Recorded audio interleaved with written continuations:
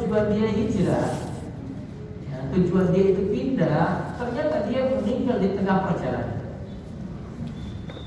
Malaikat rahmat dan malaikat azab pun itu berselisih pendapat.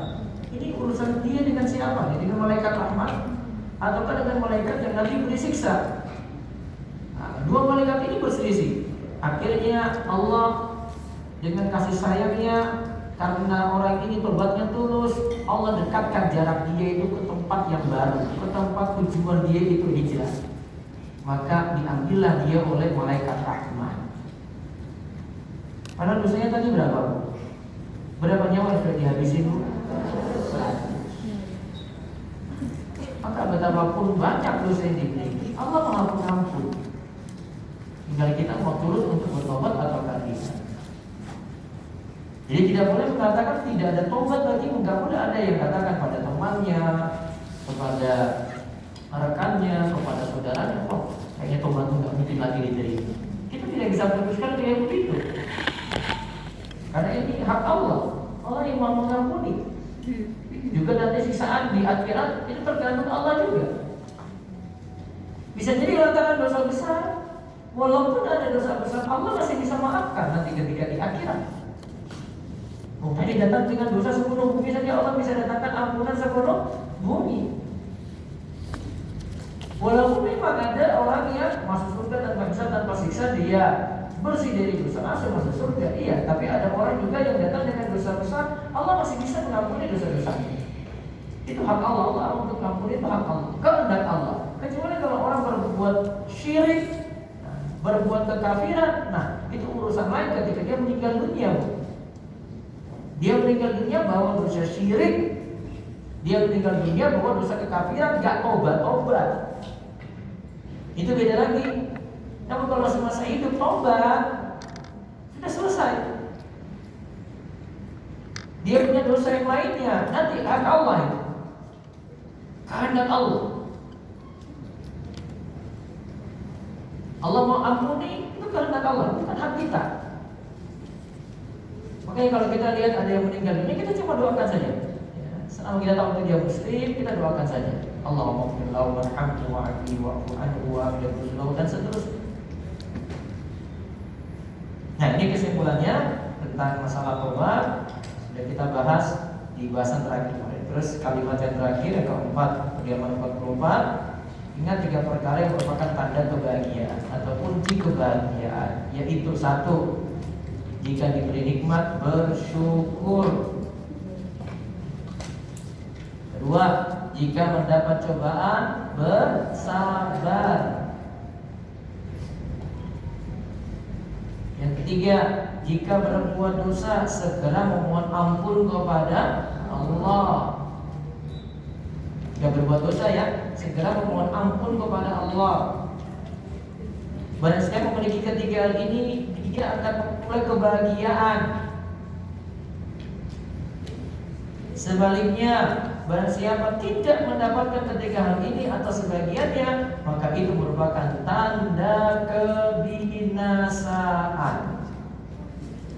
Tanda dia itu akan susah. Dia tidak bersyukur, dia tidak sabar, dia tidak beristighfar, mohon ampun pada Allah, tanda celaka. Nah, selanjutnya Syekh Muhammad bin Abdul Wahab membahas tentang ajaran Nabi Ibrahim. Dan dari mukadimah pertama, sekarang kita masuk mukadimah kedua tentang ajaran Nabi Ibrahim. I'lam asyhadakallahu li ta'atihi an al-hanifiyata ila Ibrahim an ta'budallaha mukhlishan lahu ad-din kama qala ta'ala wa ma khalaqtul jinna wal insa illa liya'buduni. Adzariyat 56. Ketahuilah semoga Allah membimbingmu untuk taat kepada Allah. Beliau awalnya dengan doa ya. Al-Hanifiyah adalah agama Nabi Ibrahim. Yaitu hendaklah engkau menyembah Allah semata dengan memurnikan atau mengikhlaskan agama hanya kepada Allah. Hal ini sebagaimana firman Allah yang artinya, dan tidaklah aku ciptakan jin dan manusia melainkan untuk beribadah kepada semata. Az-Zariyat ayat 56. Pertama, Syekh Muhammad bin Abdul Wahab awali dengan doa. Terus beliau jelaskan tentang ajaran yang lurus, itu Al-Hanifiyah, agama Nabi Ibrahim. Nanti kita lihat. Terus beliau bawakan ayat, wa ma khalaqtul jinna wal insa illa liya'buduni. Tidaklah aku menciptakan jin dan manusia melainkan untuk beribadah kepadaku. Nah, ini adalah doa dari Syekh. Demikianlah selayaknya seorang yang akan mengajarkan ilmu membiasakan dirinya mendoakan orang yang akan diajarnya. Dia doakan orang lain. Apa manfaat mendoakan orang lain, Bu?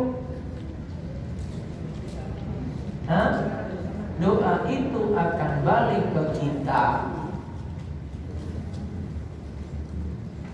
Doa itu akan balik ke kita. Ingat,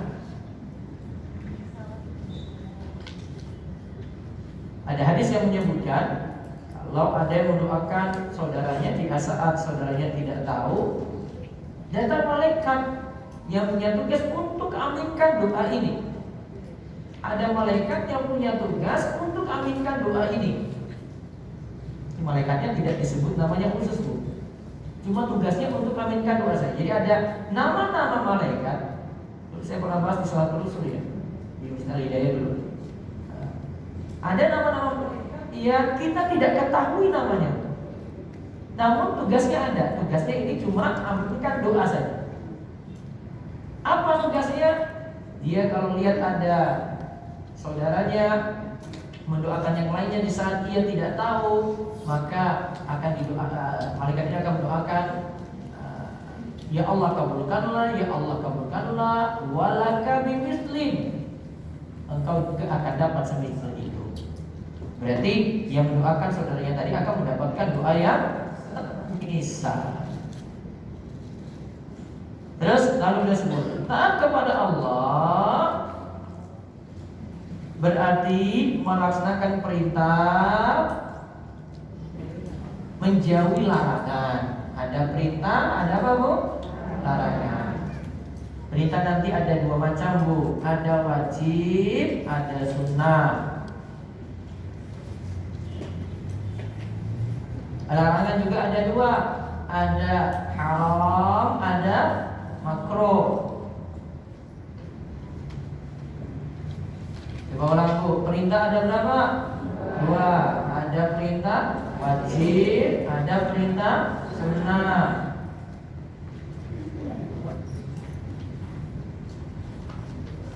Terus larangan ada berapa? Dua. Ada haram, ada makruh. Nah, orang disebut taat kepada Allah, empat-empatnya tadi diperhatikan. Berarti wajibnya tadi dijalankan, yang sunnah juga dijalankan, yang haram ditinggalkan, yang makruh baiknya ditinggalkan.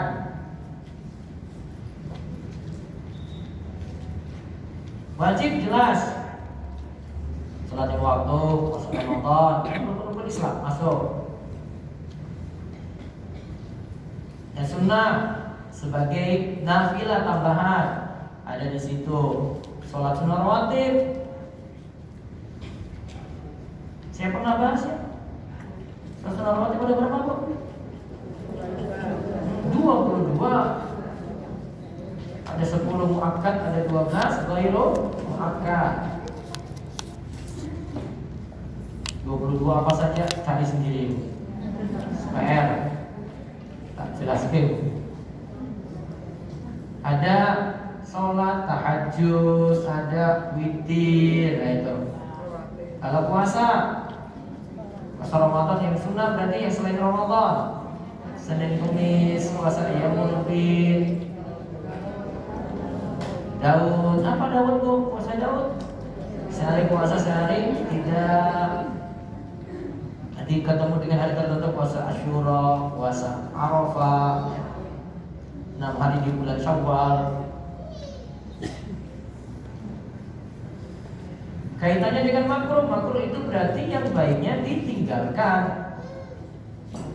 Contoh tatkala wudu Termasuk yang makruh adalah saat berwudu meminta tolong yang lainnya mencucikan tangannya, mencucikan anggota wudunya, padahal dia mampu untuk mencuci sendiri. Makruh. Itu namanya makruh, Bu.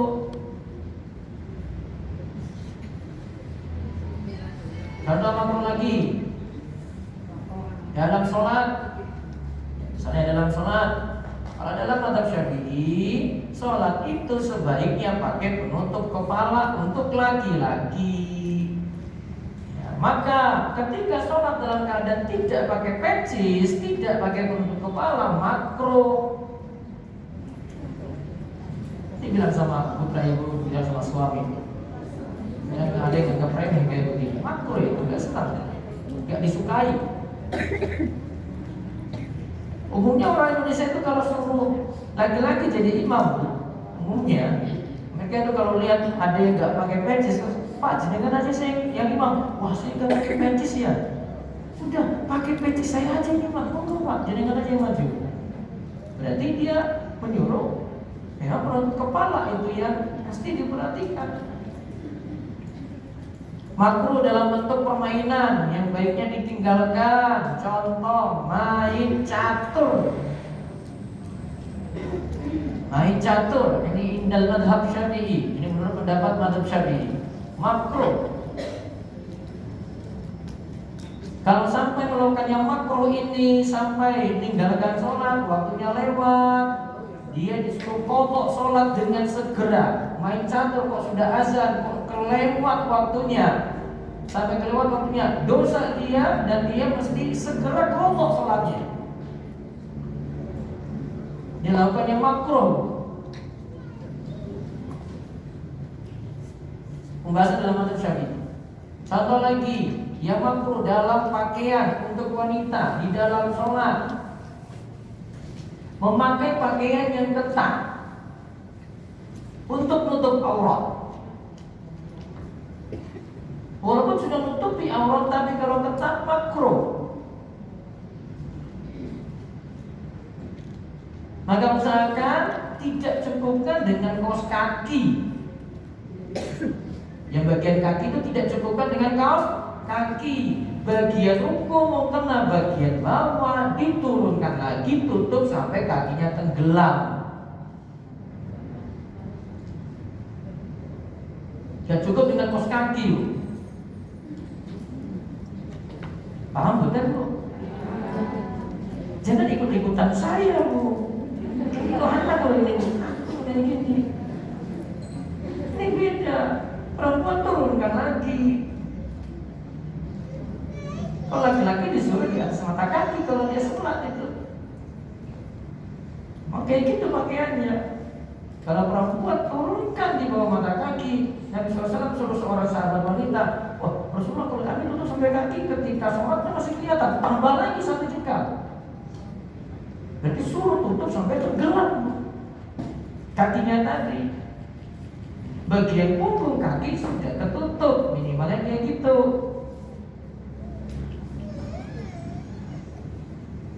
Terus dia tadi berkatakan Syekh Al-Hanifi adalah agama Nabi Ibrahim. Allah yang Maha Agung dan Maha Tinggi memerintahkan nabinya untuk mengikuti agama Nabi Ibrahim. Nabi Muhammad disuruh ikuti ajaran Nabi Ibrahim. Dari sisi apa? Dari sisi keimanan, masalah tauhid, Nabi Ibrahim dan Nabi Muhammad ajarannya sama. Sama-sama diperintahkan ibadah kepada Allah saja. Gak boleh berbuat syirik. Jadi Nabi Ibrahim punya ajaran beribadah pada Allah semata, Nabi Muhammad punya ajaran beribadah kepada Allah semata, yaitu sama-sama bertauhid.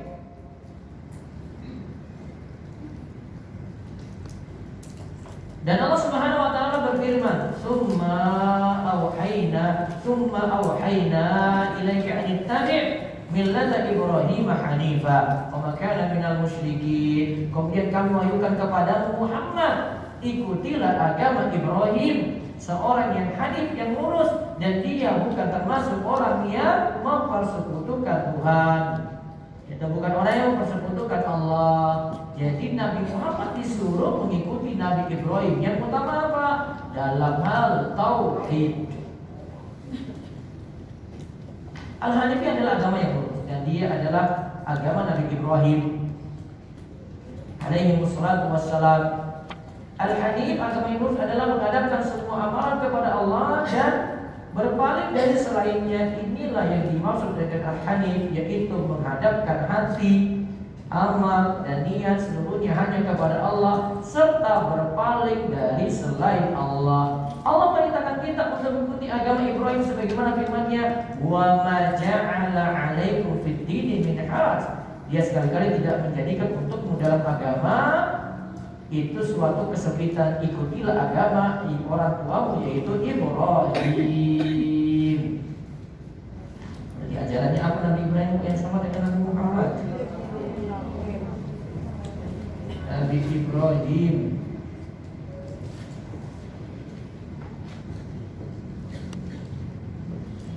ajaran utamanya itu tauhid.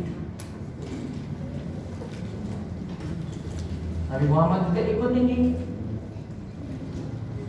Ada beberapa syariat juga yang Nabi Muhammad disuruh ikuti Nabi Ibrahim juga sama. Apa Bu? Apa ajaran Nabi Ibrahim yang Nabi Muhammad ikuti? Apalagi Bu? Apa? Kurban.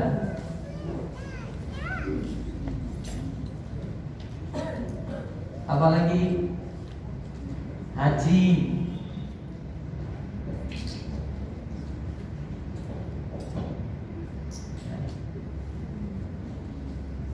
Yang utama di sini tauhid.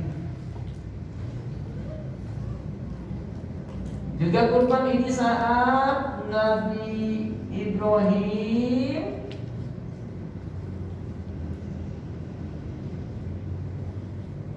menyembelih siapa Bu?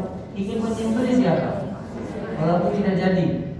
Menyembelih siapa? Ismail. Diperintah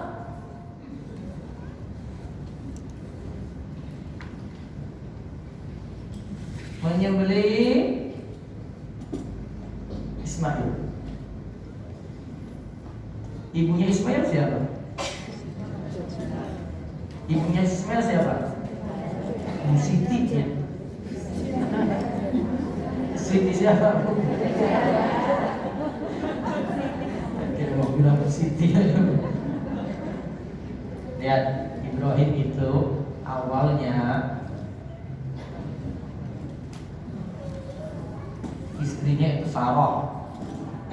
Siti itu kalau dalam bahasa itu penyebutannya itu nyonya gitu loh. Enggak pakai Siti enggak masalah, Bu. Gitu. Jadi kalau bilang Siti masih belum jelas Siti siapa, Bu. Gitu. Sarah dulu ya. Ini istri pertamanya. Sudah sampai tua dari Sarah belum punya keturunan. Akhirnya Sarah memberikan syarat kepada Ibrahim, sudah kamu nikahi budak saya saja, namanya Hajar. Dari Hajar, pernikahan dengan Hajar punya keturunan siapa? Ismail. Ismail itu anak pertama, Bu, namun dari istri yang kedua yaitu Hajar. Baru setelah itu punya anak kedua siapa?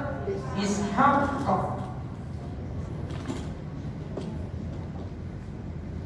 Dari Ismail ini turunannya nanti, ya turunannya nanti ke Nabi Muhammad Sallallahu Alaihi Wasallam. Di sini turunannya. Terus dari Ishak anaknya siapa? Siapa anaknya Ishak? Siapa anaknya Ishak? Ibu, anak Ishak siapa? Wallahu a'lam aja deh. Ishak itu nanti Yakub. Iya tak? Yakub punya berapa anak? 12. Punya 12 12 anak. Nanti ada Yusuf. Ada di situ Yusuf. Ini 12 anak ini, 12 ini namanya ini Bani Israel semuanya. Keturunan Israel, nama lain dari Yakub itu Israel. Maka disebut Bani Israel itu dari sini nih, yang keturunan yang 12 ini, Bu. Maka jalurnya beda lah. Bani Israel itu dari sini, Sarah Ishak, ya kan? Nah, Nabi Muhammad itu dari Ismail. Kira-kira Bani Israel gak suka gak dengan Nabi Muhammad? Yuk gak suka. Kenapa? Oh, bukan dari jalur kami. Di antara kecemburuannya, kenapa gak dari jalur kami saja?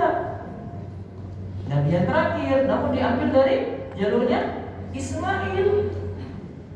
Padahal buyutnya satu, Ibrahim. Berarti tadi di sini ibunya siapa? Ismail. Sini siapa, Bu? Nah,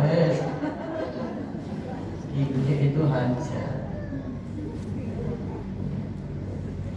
Ketika Ismail ini udah makin besar dan perintah ini turun, sudah lagi disayang-sayanginya, anak lanang, lagi nanti penerus ke depan, Allah perintahkan tuh, perintahnya pula sembeli anakmu.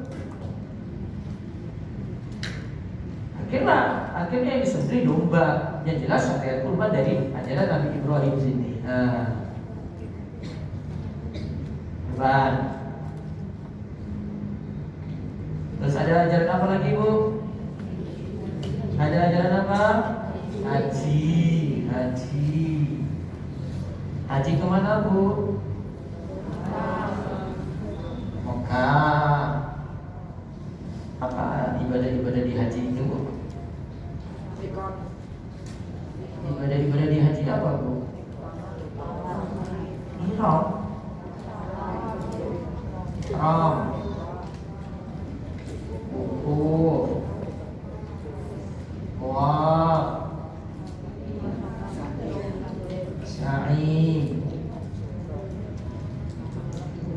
Sa'i, ihram, wukuf, tawaf, sa'i, tahallul. 6 tertib berurutan. Iya tak, Bu? Betul betul. Yang tidak ada dalam umroh adalah wukuf. Cuma bedanya di sini. Nanti ada lagi yang lain. Ini baru rukun haji. Nah, contoh ibadah yang nanti untuk mengenang Nabi Ibrahim. Ya, di situ nanti ada kisah Ismail dan ibunya Hajar. Ya, itu di peristiwa Sa'i.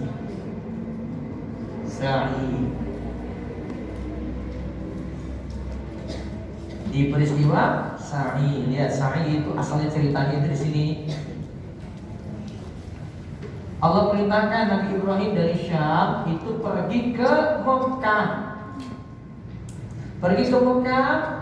Baru anaknya itu lagi lahir, masih kecil. Allah perintahkan Hajar tinggal dengan Ismail di Mekah. Mau ditinggal Nabi Ibrahim. Ibrahim pergi. Cuma ditinggalkan seorang diri di Mekah, berdua rawat anaknya yang masih kecil. Ibu kalau di posisi Hajar bisa nggak itu ya? Ditinggal di Jogja sendirian dengan anak, nggak dikasih apa-apa, Bu. Cuma persediaan apa adanya dulu awalnya, Bu. Namun Hajar semuanya sama Ibrahim. Ini benar perintah Allah. Iya. Kalau gitu kami yakin Allah tidak akan menyia-nyiakan kamu. Tapi persediaan terbatas nih. Maka saat itu Hajar ya ibunya ya, yang lagi merawat anaknya, kemudian pergi menuju Bukit Sofa.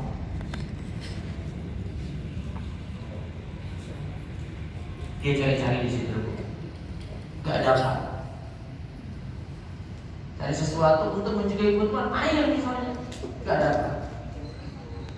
Lantas si siapa tadi Hajar jalan lagi.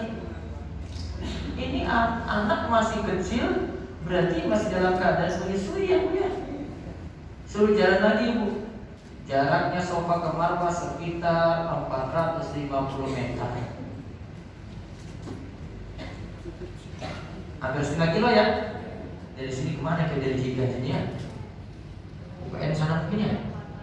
Di perempatan kayaknya itu. Dapat Marwah. Cari lagi air gak dapat. Kemudian muter lagi dari Marwah ke Sofa. Dan kebetulan di sini ada lembah. Setiap kali lewat lembah ini lari. Karena kalau ada jalan becek itu nggak bisa jalannya santai aja, pasti cepat-cepat. Maka lewat lembah ini disuruh lari. Kalau laki-laki disuruh lari sekencang-kencangnya. Istrinya gimana? Ditinggal aja. Kalau bareng istri. Kalau suruh tunggu di sana, Mas, aku ada untuk saya di sana ya, nggak bisa. Nih disuruh lari di sini sebabnya karena dulu di lembah, namanya lembah itu yang seperti tempat yang becek, nggak mungkin dia jalan santai kan? Ini cepat-cepat itu. Maka disuruh lari secepat-cepatnya di sini. Sekarang kita tandai dengan lampu hijau. Di sini lampu hijau ada, sini lampu hijau kedua. Dari Marwah ke Sofa juga. Nah, jalan lagi ke sini. Ini satu lintasan dari Marwah ke Sofa, 2 lintasan, ke sini lagi 3. Si Hajar jalan lagi sini 4, terus 5, terus 6, terus 7 kali lintasan. Berapa kilo? Hampir 3 kilo kan Bu? Iya kan? 3 kilo emak-emak suruh jalan. Masih punya si kecil, si Mapil.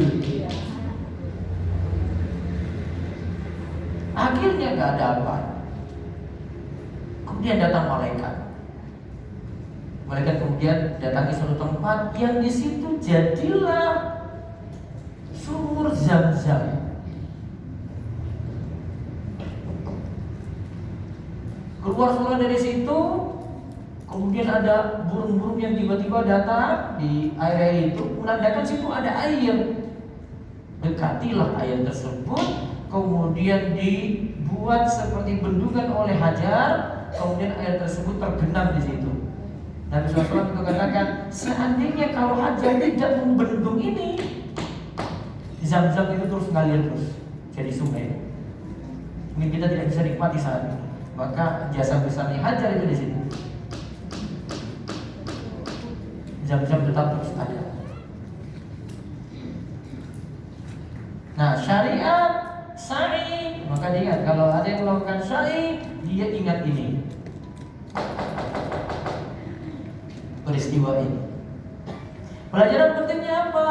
Di sini bagaimanakah Hajar diberi contoh atau mencontohkan kita tawakal kepada Allah. Pasrah aja dia. Tawakal pasti ada jalan keluar. Ya kan dia pasrah aja Bu. Jalan 7 lintasan gak dapat apa-apa. Tapi kan dia sudah punya rasa yakin kan. Terus yang kedua, dia yakinnya kepada Allah kuat sekali.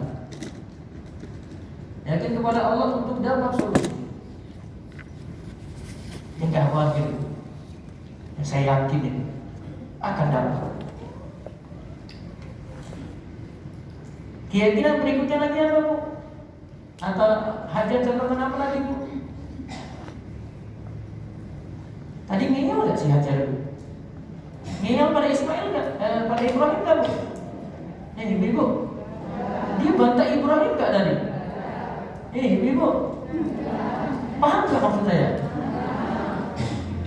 Ada lakukan debat tadi dengan ini cuma nanya apa tadi? Ini perintah Allah. Iya. Manut gak? Siapa yang manut? Kalau ibu-ibu di posisi itu gimana?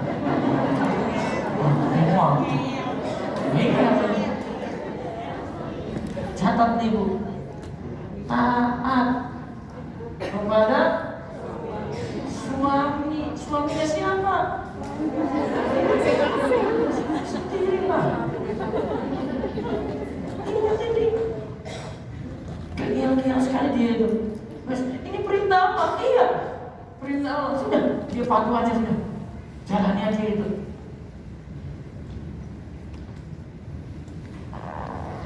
tidak bantah dengan emosi, selalu berpikir positif.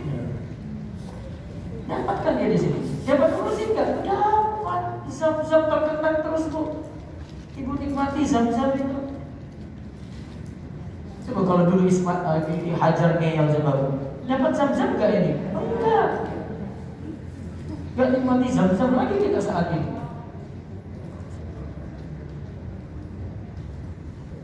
Nah, terus kisah ini ada lagi cerita setelah itu si Ismail itu. Saya sebenarnya lengkap di rumah Ismail.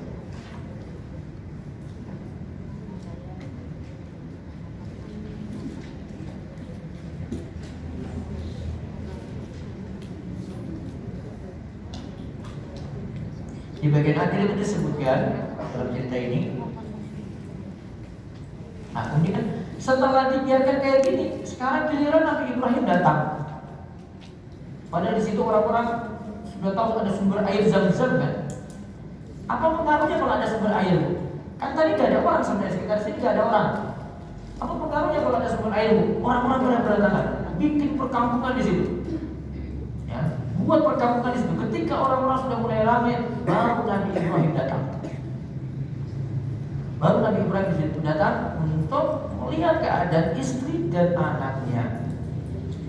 Kemudian Nabi Ibrahim berkunjung menemui Hajar anaknya untuk menghilangkan rasa kangennya kepadanya.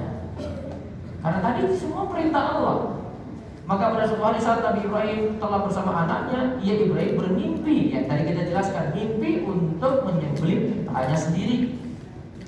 Lantas putranya itu dibawa ke Mina.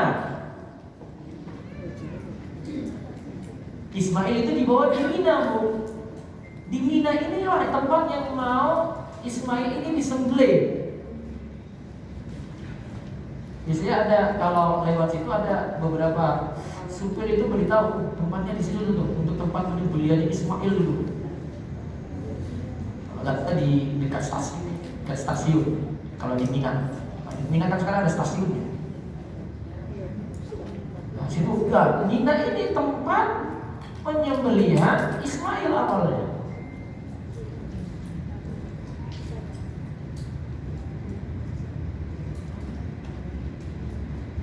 Nah, di dalam setelah ada ketika menyembelih tadi, Nabi Ibrahim melihat malaikat Jibril membawa kambing yang besar, maka Nabi Ibrahim mengambilnya dan menyembelihnya sebagai ganti dari Ismail.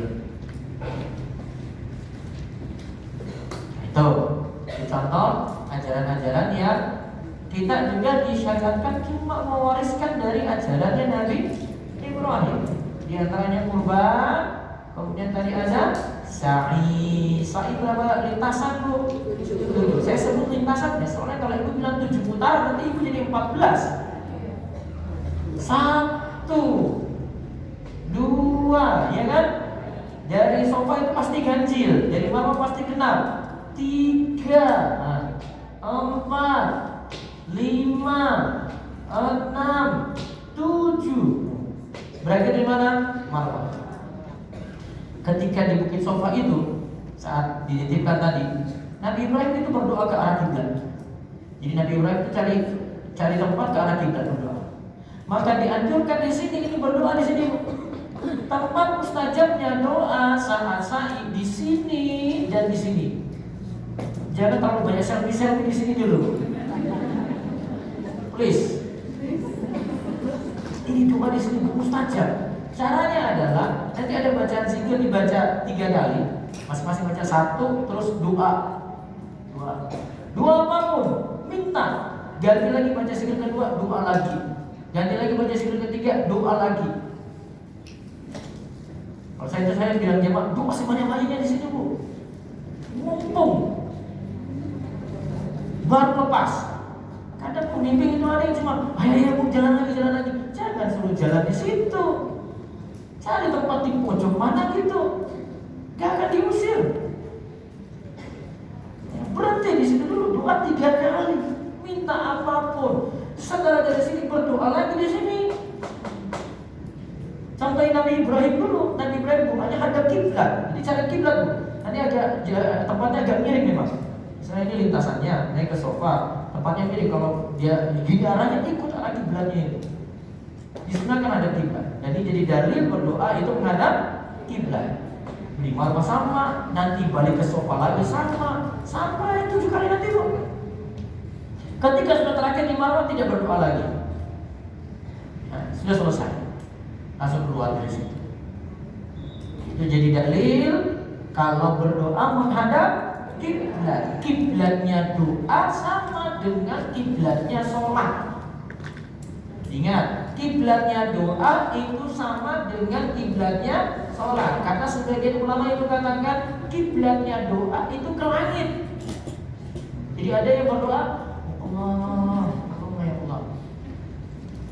Ada beberapa doa Nabi seperti ini, tapi umumnya doa Nabi itu hadap kiblat. Beliau tetap hadap kiblat. Maka contoh yang paling bagus berdoa itu menghadap kiblat. Sebagaimana sholat kita itu menghadap kiblat, ketika berdoa juga kita menghadap kiblat. Untuk doa menghadap kiblat hukumnya sunnah. Namun kalau untuk sholat menghadap kiblat hukumnya apa? Wajib. Syarat.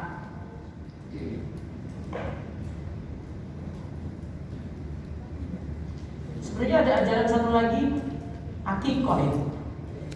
Saya perlu menilai karena Nabi SAW sebelum beliau jadi Nabi kan beliau lahir, beliau sudah diakikohi ketika kecil. Paling memungkinkan itu akikoh itu dari masa Nabi Ibrahim. Paling memungkinkan itu. Saya perlu tilik lagi, perlu pelajari lagi sejarah ini benar atau tidak. Karena akikoh dengan kurban hampir sama. Ya, akikoh dengan kurban hampir sama. Cuma bedanya kalau kurban itu untuk mensyukuri nikmat hidup. Kalau akikoh mensyukuri apa? Nikmat bayi yang baru lahir. Berarti bagusnya akikohan itu kapan? Yang jelas bayinya lahir dulu. Gak boleh, Ustaz, saya pas hari H anak saya lahir, saya nggak sempat akik, nggak bisa ya Ustaz. Saya majukan aja yang dulu ya. Nanti pas saya bayi lahir sudah cukup, lah nggak bisa. Bayi lahir dulu yang jelas. Paling bagus hari ke-7. Hari ke-7 hitungannya Bu, hari lahir masuk dalam hitungan. Ini hari apa? Senin. Saya lahir hari Senin. Hari ini masuk dalam hitungan. Senin, Selasa, Rabu, Kamis, Jumat, Sabtu. Nah, berarti Ahad nyembelihnya. Walaupun makan-makannya hari Senin. Akikah itu kan yang penting nyembelihnya Bu. Makannya hari apa terserah, yang penting nyembelihnya hari Senin. Hari Ahad tadi. Akikah itu juga dilihat kemampuan Bu. Ketika kecil, misalnya orang tua gak mampu, akikah jadi gugur. Jadi gak usah dibahas lagi, nanti ketika besar diakikah lagi gak perlu. Karena ketika kecil, anak ini orang tuanya gak mampu.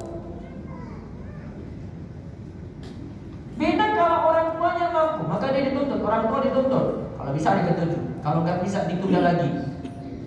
Sampai kalau bisa sebelum si ibu itu masa nifasnya selesai. Masa nifas berapa hari?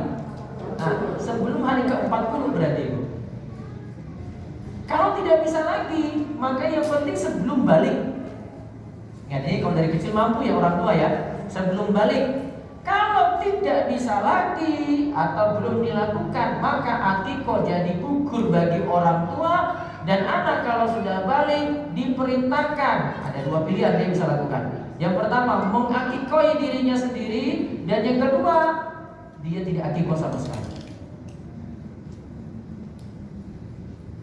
Jadi kalau ada yang tanya, Ustaz, saya belum pernah diakikoi dari kecil. Nah, solusinya gimana? Tanya dulu, orang tua ketika kecil mampu enggak? Kami nggak bisa Ustaz. Ya sudah, gugur. Lihat keadaan yang kedua, orang tua ketika kecil mampu, iya mampu. Nah, kalau mau dia punya 2 pilihan. Apa lagi pilihannya? Satu, mengakikohi dirinya sendiri. Yang kedua, tidak akikoh sama sekali, terserah mau pilih di antara dua. Nah, itu syariat yang hampir sama dengan kurban, Bu. Syarat-syarat akikoh yang dipilih sebagai akikoh juga sama seperti syarat-syarat kurban. Nah, bedanya nanti dari sisi penyaluran. Kalau kurban itu disalurkan dalam bentuk mentah, kalau akikoh itu disalurkan dalam bentuk matang. Ya, akikoh itu dalam bentuk matang. Itu bedanya. Nah, terus selanjutnya ajaran agama Ibrahim adalah ayat halaman 47. Ajaran agama Ibrahim, nilai Ibrahim adalah hendaklah engkau menyembah Allah semata dengan memurnikan atau menjelaskan agama kepadanya. Jadi tidak cukup dengan hanya menyembah Allah semata, tetapi harus juga disertai dengan mengikhlaskan agama kepadanya, yaitu dengan menjauhi berbagai macam kesyirikan. Berarti kita kalau ikut Nabi Ibrahim harus menjauhi kesyirikan. Nah, sekarang kenapa di sini Syekh Muhammad bin Abdul Wahab singgung ajaran Nabi Ibrahim? Kenapa beliau tidak membahas ajaran Nabi Muhammad? Ingat, orang-orang musyrik dulu di masa Nabi Muhammad itu kan didakwahi Nabi untuk jangan berbuat syirik. Kalau diperintah oleh Nabi SAW langsung, mungkin gak mau terima. Maka mereka diberitahu, dulu Nabi Ibrahim itu tidak berbuat syirik kayak kalian loh. Kenapa kalian tidak ikuti ajaran nenek moyangmu dulu Nabi Ibrahim?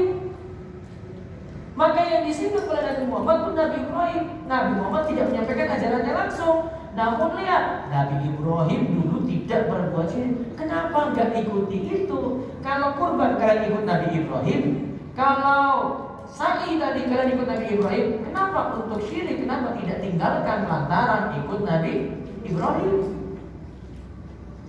Ibadah tidaklah teranggap sebagai ibadah hingga terbebas dari syirik, baik syirik akbar maupun syirik asghar. Sebagaimana firman Allah, "Wa ma umiru illa liya'budullaha mukhlishina lahu din hunafa." Dan mereka tidak disuruh kecuali supaya mereka menyembah Allah dengan memurnikan ketaatan kepadanya dalam menjalankan agama yang hanif, agama yang lurus. Surat Al-Bayyinah ayat ke-5. Nanti tentang ayat ini dan perintah untuk tauhid, insyaallah kita bahas di pertemuan berikutnya. Monggo, jika ada pertanyaan. 1, 2.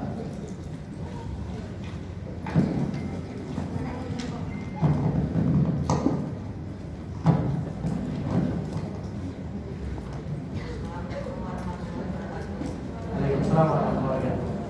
Bagaimana sebaiknya kita ibu-ibu di rumah itu kalau sholat kan? Tadi kan disampaikan makmum dalam sholat. Kalau seandainya bisa itu dalam mukenahnya pakai daster atau mungkin di rumah itu. Yang penting mukenahnya tidak transparan. Meskipun dalamnya daster. Tidak dipandang dalamnya. Yang penting tidak transparan sehingga bagian dalam itu tidak terlihat. Syarat untuk pakaian tadi yang jelas tidak sampai transparan. Itu. Parasit itu harus sebenarnya tidak diikat. Karena kalau tidak diikat itu kan rambut sholatnya nggak nggak pandang itu. Yang penting sudah tertutup. Yang penting sudah tertutup. Terus yang kedua kan, kita kan dulu pernah main catur sama anak kita, terus juga pernah main musik. Selama ini papan caturnya masih ada, kalau alat-alat musiknya sudah tidak ada. Nah itu papan catur itu sebagian di mana? Dimusnahkan atau diberikan? Tadi apa hukumnya catur Bu tadi? Nah, guys. Berarti main sedikit-sedikit tidak sampai tinggalkan sholat. Nah itu aja. Yang penting meninggalkan yang wajib. Iya, dia makruh, semua makruh. Baiknya enggak. Kalau dalam adab baiknya enggak. Sementara itu kan, terima kasih. Itu bukan caturnya yang bermain itu ya bermain apapun ya.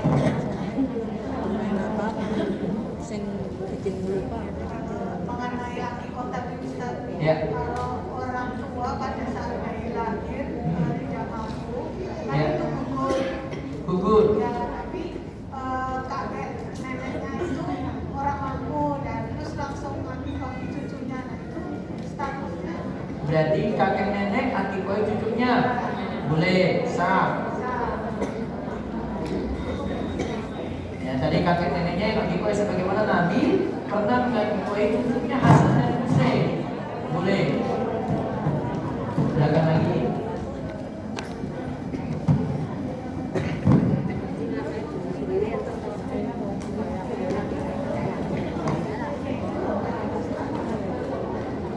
Ya, silakan. Saya mau bertanya untuk sholat sebelum salam. Saya pernah dengerin YouTube dari Ustadz siapa, saya lupa, udah lama. Kalau nggak salah ada yang menerangkan begini, sebelum salam Rasulullah itu tidak pernah meninggalkan bacaan Allahumma a'inni ala dzikrika wa syukrika wa husni ibadatik. Ya, Apakah sunnah. itu benar? Ya, benar, sunnah. Itu berarti Ya. setiap sholat kalau misalnya Boleh rutinkan setiap kali sholat setelah ibu baca tahiyat, baca Allahumma a'inni ala dzikrika wa syukrika wa husni ibadatik. Boleh rutinkan dulu. Sholat sunnah bisa juga. Tidak hanya sholat tahiyat. Maaf lanjut Gus. Kalau Ya. saya Allahumma inni a'udzubika min adzabil jahannam wa min adzabil qabr gitu loh. Boleh gabungkan aja Allahumma inni a'udzubika min adzabi jahannam wa min adzabil qabri wa min fitnatil mahya wal mamat wa min syarri fitnatil masiihid dajjal. Allahumma inni ala dzikrika wa syukrika wa husni ibadatik. Digabung. Sini Bu.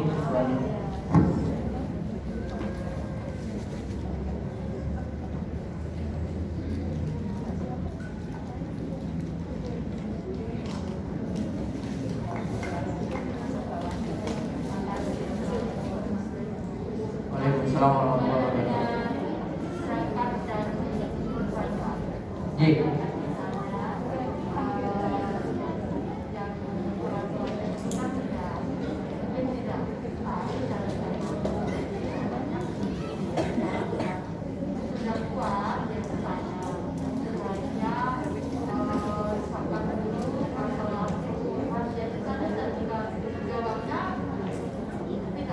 Orang tua mampu atau tidak?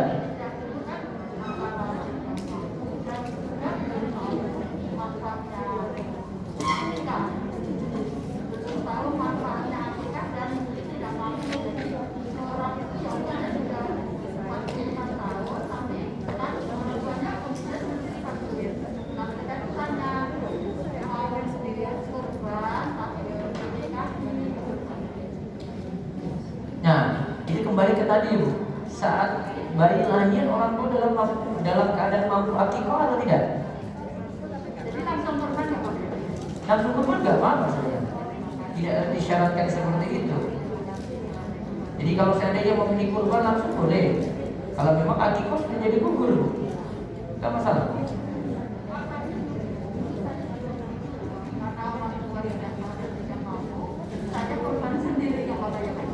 Nggak apa-apa. Iya. Baik, cukup. Ibu ada lagi atau yang telah menulis pertanyaan? Ada.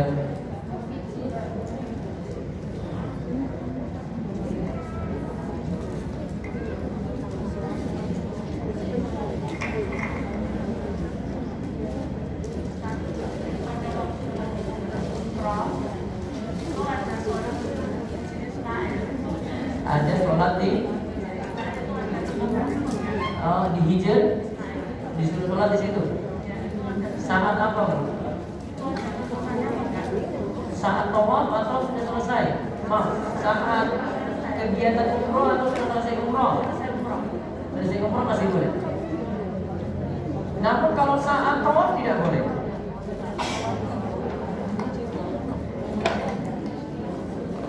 Ini Ka'bah. Sebenarnya di masa Nabi Ibrahim bangunan Ka'bah itu bentuknya gini.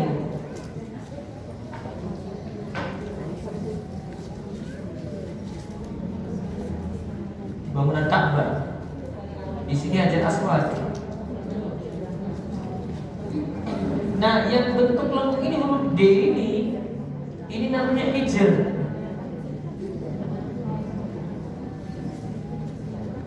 Ini bagian dari Ka'bah. Ini Ka'bah ini. Aturannya untuk tawaf adalah seorang yang tawaf harus mengelilingi Ka'bah, tidak boleh di dalam Ka'bah. Jadi nggak boleh. Misalnya ini kebuka ya, ini kebuka. Ibu masuk dalam lintas kotak, di sini aja nih, nggak bisa. Karena ibu masuk dalam Ka'bah, tawaf itu harus di luar Ka'bah. Gak boleh dalam hijr. Nah kalau sudah di dalam hijr, berarti ibu sholat di dalam Ka'bah. Arahnya kemana? Kalau sholat di luar Ka'bah, arahnya kemana? Menghadap Ka'bah toh? Sekarang saya di dalam Ka'bah, sholatnya kemana? Terserah. Tapi paling bagus ada temboknya sini. Tapi asalnya yang di dalam hijr, dia sudah tidak ada patokan ada Ka'bah lagi karena dia di dalam bangunan Ka'bah. Maka arahnya asalnya terserah. Jadi paling bagus menghadap ke sini. Temboknya. Ingat hijr itu bagian Ka'bah. Itu bangunan Ka'bah yang asli. Dari masa Nabi Ibrahim dulu. Kan bangunan ini sebelum Nabi SAW itu di sekitar Nabi usia 30-an, Ka'bah ini kena banjir besar, hancur, direnovasi ulang, dibiarkanlah ini tetap ada. Namun waktu itu bangunan Ka'bah itu yang dibangun kota itu, untuk bangun yang ini biayanya kurang, bangun yang hijr tadi biayanya kurang, cuma bisa sampai tembok itu saja. Yang kita lihat hijr tadi, cuma bisa sampai tembok itu saja. Kenapa?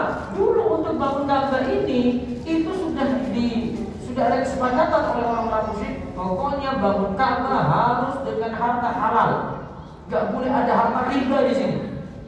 Mereka janji waktu itu. Jadi dibangun dengan harta halal semuanya. Maka dari sini ada suatu hukum. Untuk bangun masjid tidak boleh dengan harta haram. Kalau ada dana riba itu ada, tidak boleh disalurkan untuk masjid. Asalnya dari sini. Karena biaya terbatas. Nah, Ka'bah tidak dibangun sempurna. Hanya dapat kotak tadi, yang bagian hijr tetap bangunannya cuma segitu saja. Tidak kelihatan seperti kotak yang ada di dalam. Hah? Doa-doa di hijr berarti ibu doa di dalam Ka'bah terkabul insyaallah. Tempat-tempat yang mustajab, multazam di sini. Ini adalah suatu multazam. Ada di sini. Samping pintu Ka'bah, ya dekat dengan pintu Ka'bah. Di pintu Ka'bah, hanya Rasul dan pintu Ka'bah namanya multazam. Sama tadi ada Hajar Aswad. Antara pintu Ka'bah dengan Hajar Aswad namanya multazam. Ada lagi?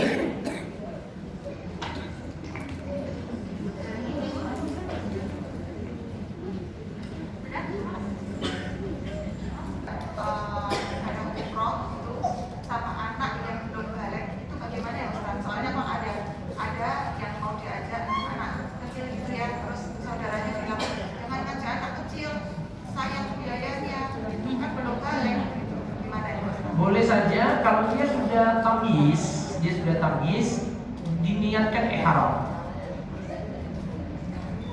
Tamyiz itu yang penting dia bisa lakukan ibadah tadi walaupun belum balik. Misalnya dia kelas 3 SD, kan sudah ngerti itu. Cara sholat sudah ngerti, wudhu sudah ngerti kan? Nah tinggal diajarin ibadah saat umroh tadi. Kalau di bawah tamyiz, tapi itu di bawah tamyiz itu berarti dia belum paham.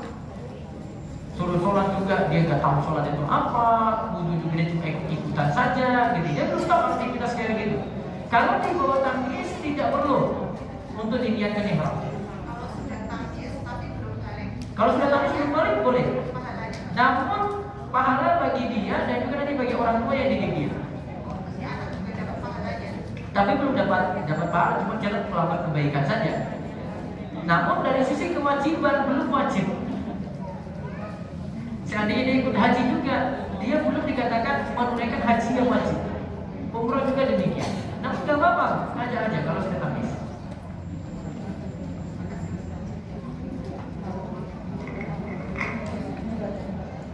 Baik. Karena kalau kamu sudah bisa wudu, sudah bisa sholat, tamis, walaupun belum balik. Tapi kalau di bawah itu kegiatan kayak gini dia nggak tahu, nah itu namanya belum tamis. Belum tamis itu tidak kena kewajiban apa-apa. Tidak disuruh ibadah juga, ibadahnya tidak dianggap. Tapi kalau sudah tamis masih dinilai boleh lakukan ibadah tersebut, sholat, umroh tadi dia bisa lakukan. Kalau sudah balik, nah sudah jadi wajib. Wallahu a'lam. Ustaz, kalau saya mau tanya sedikit tentang zikir sebelum tidur itu yang paling singkat itu sampai apa nih Ustaz? Pas zikirnya banyak. Bismillahirrahmanirrahim. Iya, tapi paling singkat kan? Itu. Kerikul juga bisa, itu sebanyak itu loh. Yang paling singkat tadi. Paham? Ayat kursi bisa, kerikul tadi dengan cara tiup tangan itu loh. Nah, itu bisa. Itu aja, nggak mesti baca semua zikir seperti itu.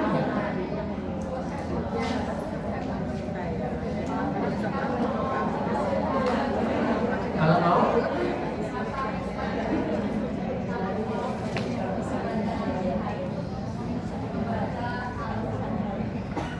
ya, alhamdulillah nanti pasang. Cukup Bu, ada? Sudah Ustaz? Ya, baik itu saja kita bahas untuk pagi ini. Mudah-mudahan manfaat dan Allah Subhanahu Wa Taala menjadikan kita hamba yang bertauhid dan semakin menguatkan iman kita semuanya, semakin dekat kepada Allah Subhanahu Wa Taala. Demikian. Wabillahi taufik. Assalamualaikum warahmatullahi wabarakatuh. Baik, alhamdulillahirrahmanirrahim. Jazakallahu khairan yang telah menyampaikan kajian kita pada pagi hari ini. Mudah-mudahan Allah selalu pada keluarga memberkati dan memberikan segala usahanya. Dan insya Allah kita nanti untuk pekan ketiga kita diizinkan yaitu nanti dari pekan keempat. Dan insya Allah Ustaz Muhammad Abdul Rahman akan tidak berat ya. Kita semua juga